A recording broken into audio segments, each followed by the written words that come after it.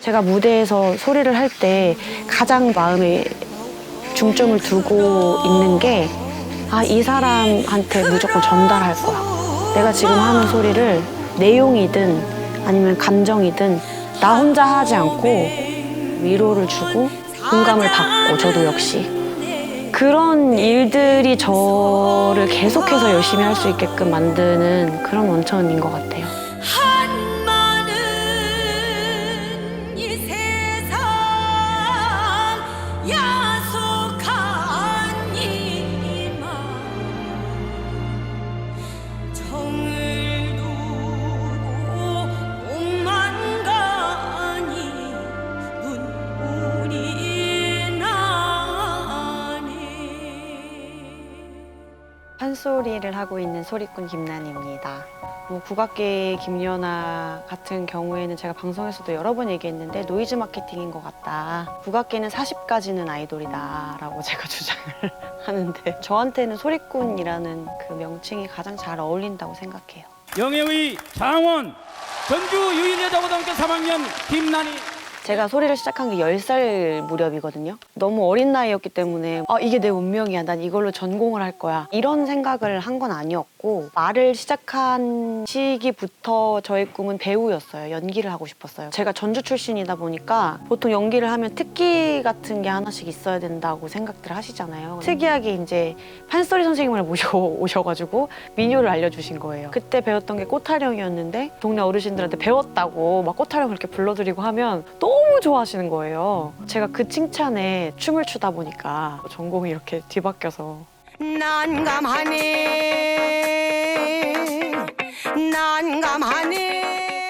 딱 들어보기도 전에 이미 재미없을 것 같아 혹은 뭐 지루할 것 같아. 그게 사실 가장 안타까운 면이었거든요. 근데 요즘에는 국악하시는 분들 중에서 많은 스타분들이 이제 탄생을 하면서 그래도 예전보다는 좀 그런 편견이 많이 줄어든 것 같아서 기쁘고 그리고 거기에 일조할 수 있어서 참 영광이라고 생각합니다. 영원한 형제야. 저는 제가 방송을 하게 될 거라고는 꿈에도 생각을 못 하고 있었고 제 공연들을 이렇게 만들어서 무대에 이렇게 올리는 그런 아티스트가 될 줄을 알고 있었거든요. 저는 약간 혼란스럽더라고요. 제가 생각하는 저와 방송에 비춰져서 남들이 이렇게 저를 보는 모습의 괴리가 점점 커지니까 되게 혼란스러움이 있었는데 지금은 이제 뭐 받아들이고 소리꾼으로서도 방송인으로서도 열심히 하고 있는 것 같아요.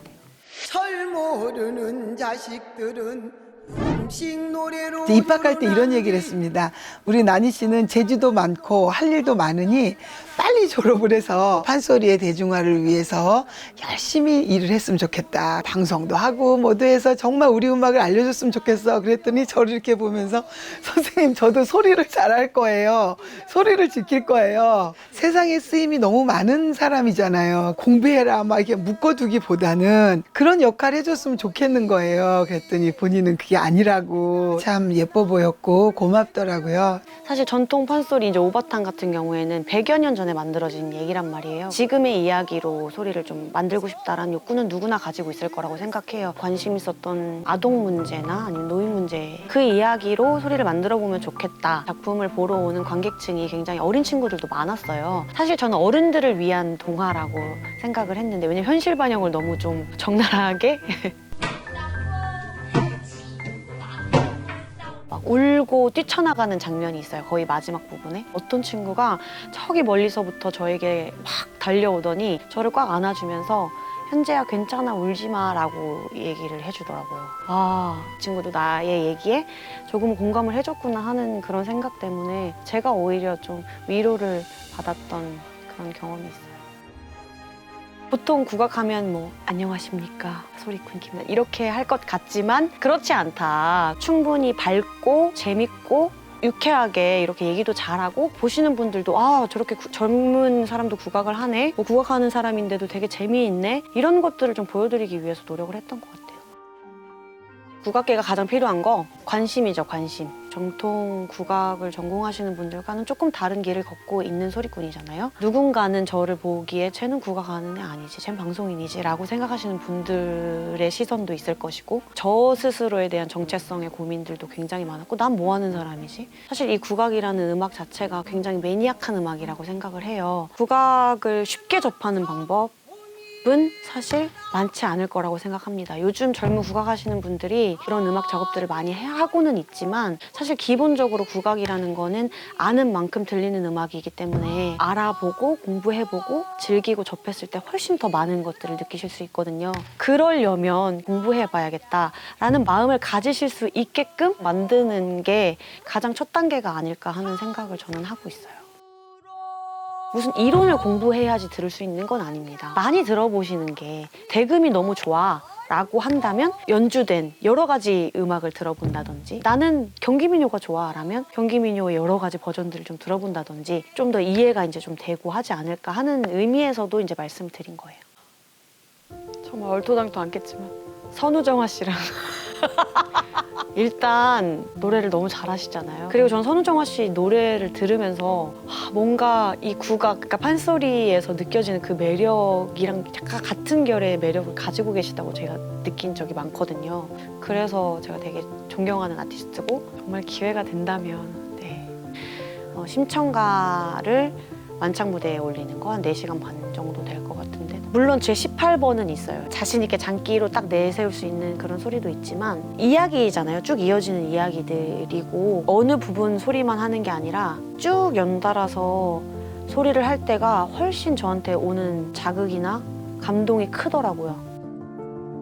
가까운 시일 내에는 경혜루 판타지 궁중연화라는 공연에서 제가 심청 역할을 맡아서 경복궁 경혜루에서 하는 굉장히 또 스케일이 크고 볼거리가 많고 쟁쟁한 소리꾼 분들이 나오셔서 코로나가 3단계가 되지 않는 이상 관객분들도 모실 수 있을 것 같거든요. 저 보러 와주셨으면 좋겠습니다. 네. 지금이라도 도망가. 이거 왜 해야 될까 이런 고민들을 막 얘기를 서로 해요. 결국에 마지막에 나오는 얘기는 다들 사명감을 가지고 하는 것 같다라는 얘기들을 굉장히 많이 하거든요. 입문하기가 어려워서 그렇지 하면 할수록 매력이 정말 끊임없이 느껴지는 그런 장르인 것 같아요. 이제 국악을 해서 내가 스타가 되고 연예인이 되고 이런 거를 좀 꿈꾸면서 국악을 시작하려고 하시는 분들도 요즘 많더라고요. 화려하고 그냥 좋고 꽃길만 걷는 그런 건 아니라는 거를 근데 그 고통을 감수할 수 있을 만큼의 정말 매력이 무궁무진한 또 장르이기 때문에 많이 관심을 또 가져주셨으면 좋겠습니다. 음악에 대한 철학이나 이런 거는 너무 우리 나니 씨가 다 알고 있고 굳이 더 이렇게 얹을 필요는 없는 것 같고요. 저는 이제 제가 지내보니까 여성의 삶과 예술가의 삶이 정말 올곧게 하나가 돼서 지치지 않고 끝까지 한결같은 모습으로 갈 수 있으면 그게 가장 큰 바람입니다. 저는 제가 스스로 천재라고 절대 생각하지 않고 무슨 세기에 남을 막 최고의 소리꾼이다라고 저는 생각하지 않기 때문에 그렇지 않을 거라면 행복할 삶을 저 나름대로 김나니로서 행복한 삶을 살고 제 예술로서는 또 많은 분들과 좀 교감하고 그런 예술을 하는 사람이 되고 싶어요.